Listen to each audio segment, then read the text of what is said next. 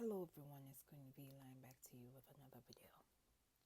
This video pertains to the unfortunate unaliving of a 3-year-old child by the name of Aria Smith at the hands of her mother, Jellissa Baxter, who has been officially charged with first-degree unaliving and child abuse.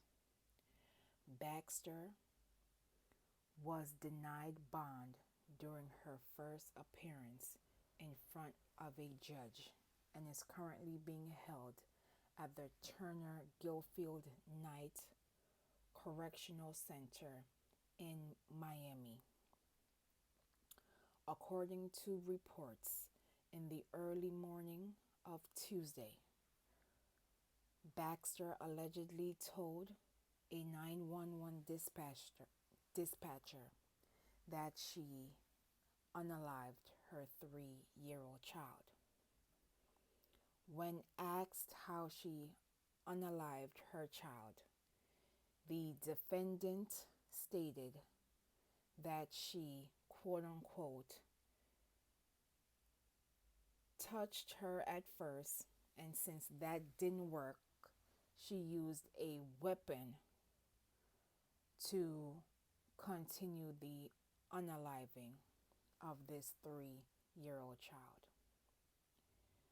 North Miami officers arrived at Baxter's home and discovered the deceased body of a small child with deep cut wounds to her chest, neck, and face.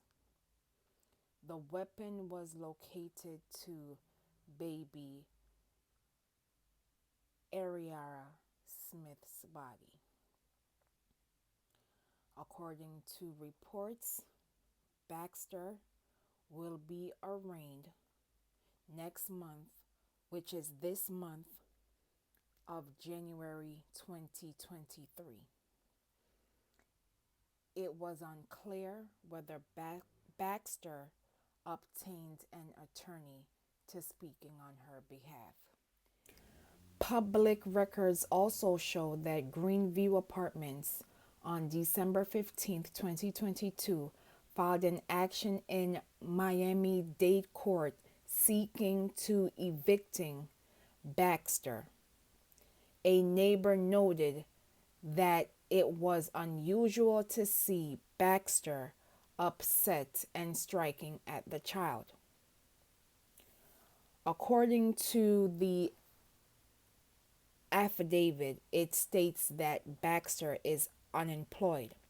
However, on Baxter's social media platform, she has over 5,000 followers, in which she states in her bio that she's a mother, a mental health advocate, a holistic health coach.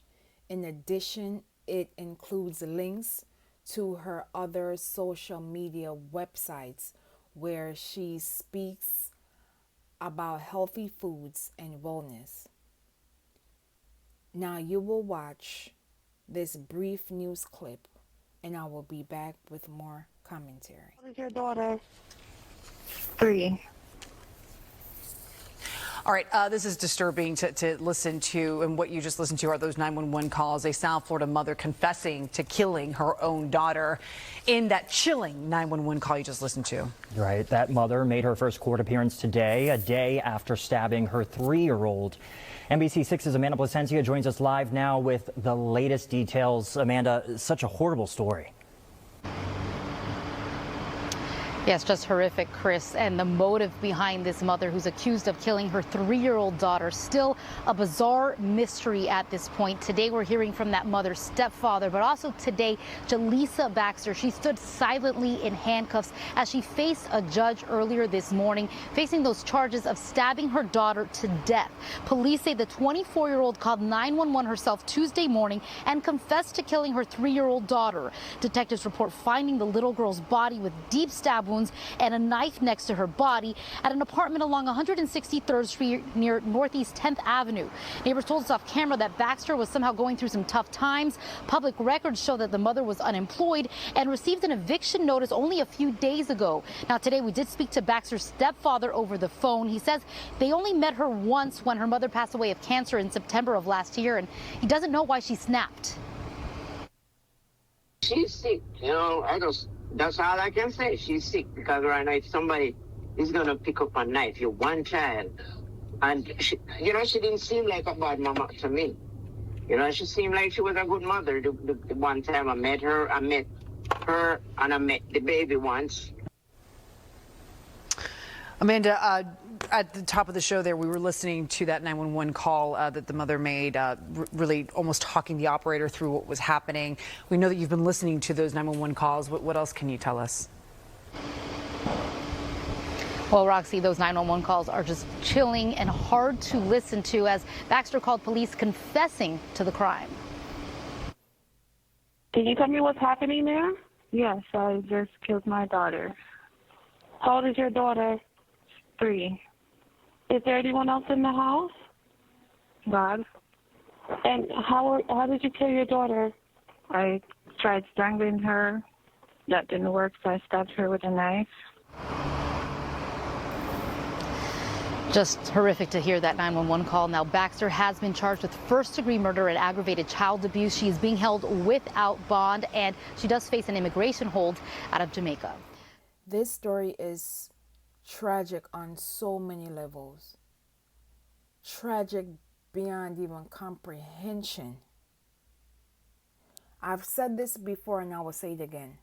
I understand that some persons do not want to be parents. I truly understand.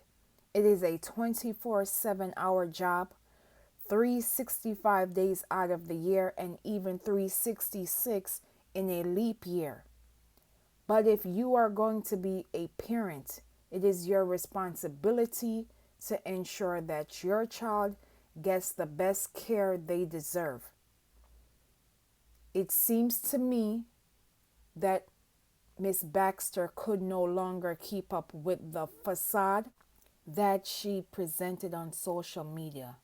Had she reached out to organizations in Florida, I know that persons would have aided her into getting an apartment or helping her remaining in the current apartment that she was in. If she could no longer be a parent to baby Aria, all she had to do once again was go to the state and they would have stepped into assisting her getting baby Aria the best care to a family who would have taken care of this precious child. I know in the news clip it was noted that she lost her mother, so I'm wondering, were there other family members around Baxter and her daughter who could have picked up signs that Baxter could have been experiencing postpartum and depression over losing her mother?